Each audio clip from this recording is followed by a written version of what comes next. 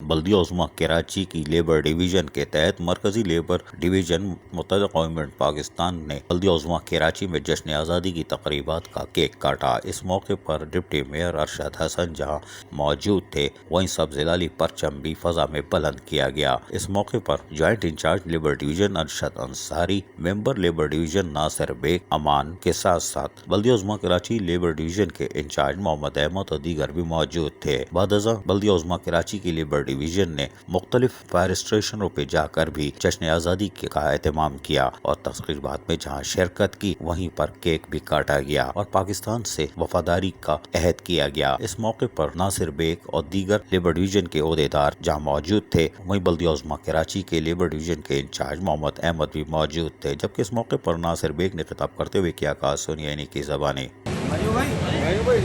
Chief fire officer جناب مبین شیخ بھائی، مبین احمد بھائی اور میرے سامنے بیٹھے ہوئے فائر بریگیڈ کے ملازمین کے ساتھ ساتھ بانیان پاکستان کی اولادوں میں سے جو لوگ ہمارے سامنے بیٹھے ہیں، ان سب کو میں سلام پیش کرتا ہوں اور تہہ دل سے ان کو مبارکباد دیتا ہوں کہ آج ہم پاکستان کی 73ویں سالگرہ مناتے۔ یہ پاکستان آج سے 73 سال تک ہمارے اجداد کی، ہمارے بزرگوں کی بہت قربانیوں کے بعد، جیسا کہ احمد بھائی نے بتایا، تقریباً 20 سے 22 لاکھ جانوں کا نذرانہ دینے کے بعد ہم نے اس پاکستان کو حاصل کیا، اور یہ سلسلہ اگر دیکھا جائے تو ابھی رکا نہیں ہے۔